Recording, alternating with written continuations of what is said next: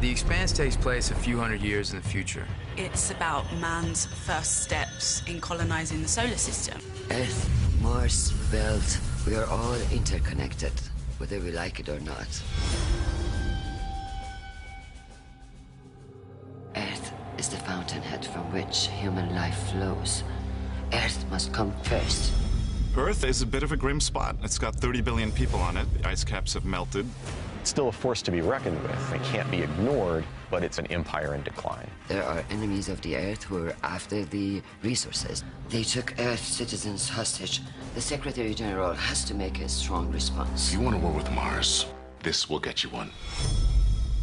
Mars is a militarized planet, very focused, very driven, very disciplined. You know what I love most about Mars? They're an entire culture dedicated to a common goal, to turn a lifeless rock into a garden. Mars has become the destination for all of the greatest minds of humanity as they come together on this massive undertaking. There's this pride in being Martian and not being one of the people who stayed behind. And there's an arrogance in that I think makes Mars really admirable and a little scary.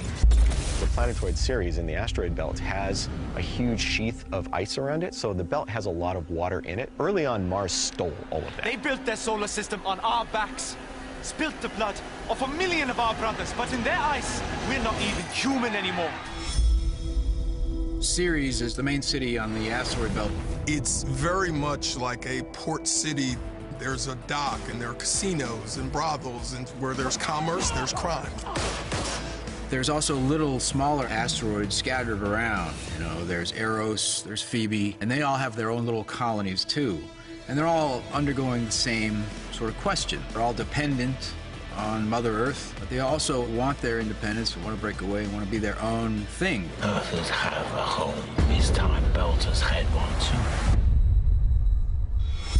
We're going to give audiences big ideas and big sets and world creation on a backdrop that's spectacular. We have multiple worlds that have never been seen before on TV. We like to joke that it's actually called the Expense because no expense has really been spared. Right now we're at about 120 people working on the floor.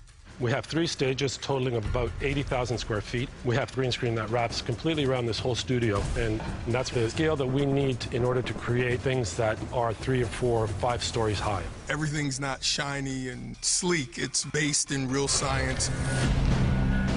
We've got an incredible visual effects department, and they're going to make a spaceship that's 400 meters long. What I think is really magical about the sets and the spaceship is how specific and how much attention that they pay to detail. Incredibly ambitious for a television show. It's more along the lines of an epic feature film. When our viewers watch episodes, they are going to have the full cinematic experience.